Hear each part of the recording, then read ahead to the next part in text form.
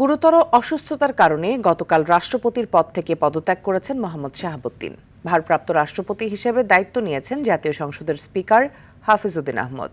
রাষ্ট্রপতির পদটি সাংবিধানিক মর্যাদাপূর্ণ, এজন্য আগামী ৯০ দিন অথবা তার আগেই নতুন রাষ্ট্রপতি নির্বাচনের বাধ্যবাধকতা রয়েছে। ফলে এখন নতুন রাষ্ট্রপতি নির্বাচন আয়োজনের দিকে হাঁটছে নির্বাচন কমিশন।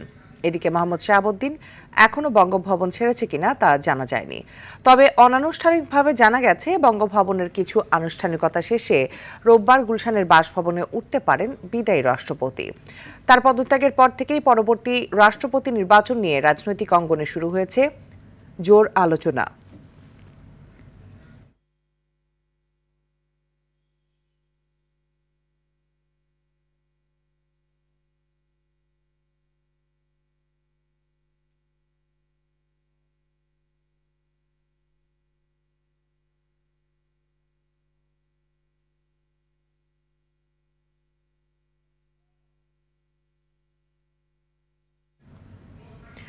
দর্শক, বঙ্গভবন থেকে সর্বশেষ পরিস্থিতি জানাতে সেখানে রয়েছেন সহকর্মী সাকিবুর রহমান। সরাসরি যুক্ত হচ্ছি তার সাথে।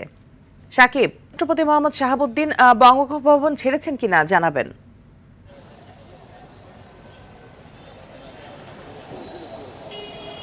মিতু, আসলে রাষ্ট্রপতি গতকালকে পদত্যাগ করেছেন। তার পদত্যাগপত্রটি স্পিকারের কাছে তিনি আনুষ্ঠানিকভাবে জমা দিয়েছেন, কিন্তু তার পরবর্তীতে তিনি আসলে বঙ্গভবন ছেড়েছে কিনা আনুষ্ঠানিকভাবে এখনও সেই বিষয়টি নিশ্চিত হওয়া যায়নি।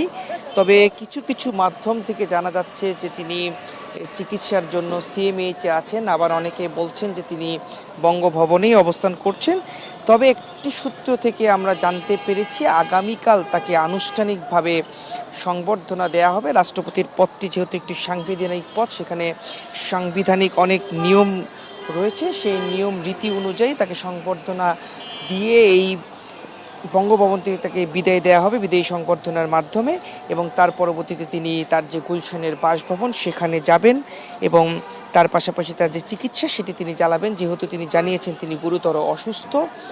পাশাপাশি তিনি যখন তার বাসভবন গুলশানে উঠবেন তখন কিন্তু কিছু নিয়ম নীতি রয়েছে, অর্থাৎ আগামী ৬ মাস তিনি বিভিন্ন ধরনের সুবিধা যেগুলো রয়েছে সেগুলো পাবেন। বিশেষ করে এসএসএফ যে সুবিধাটি, তার যে প্রোটোকল, সেই প্রোটোকলটি তিনি পাবেন। এসএসএফ সদস্যরা তাকে প্রোটোকল দিবেন, তার নিরাপত্তা দিবেন।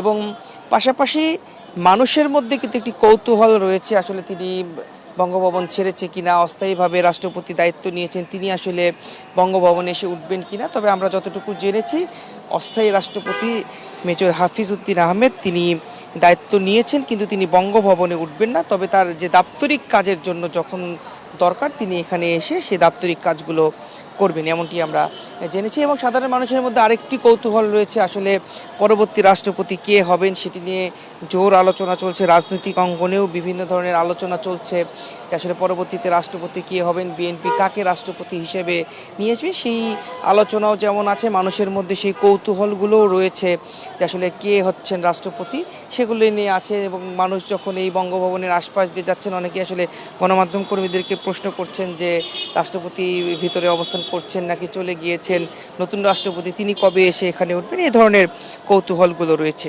তবে যে সাংবিধানিক দায়িত্ব সেটি কিন্তু এখন নির্বাচন কমিশনের পক্ষ থেকেও তারা পালন করবে। তারা একটি চিঠি পাবে সংসদ থেকে এবং সেই চিঠি পাওয়ার পর তারা কিন্তু রাষ্ট্রপতি নির্বাচনের যে আনুষ্ঠানিকতা সেটি শুরু করবেন। এবং সাংবিধানিক হিসেবে আগামী ৯০ দিনের মধ্যে আসলে একজন রাষ্ট্রপতি নির্বাচিত হবেন এবং সেই প্রক্রিয়াটি কি হয় বা কে রাষ্ট্রপতি হয় সেটি আসলে অপেক্ষার পালা এবং দেখতে হবে, বা যতদিন পর্যন্ত নিয়োগ না হয় ততদিন পর্যন্ত আসলে অপেক্ষাই করতে হবে যে কে রাষ্ট্রপতি হিসেবে দায়িত্ব নেয়। তো এই ছিল বঙ্গভবন এলাকা থেকে আমার কাছে সর্বশেষ। মিতু। সাকিব, অসংখ্য ধন্যবাদ আপনাকে আমাদের সাথে যুক্ত হবার জন্য।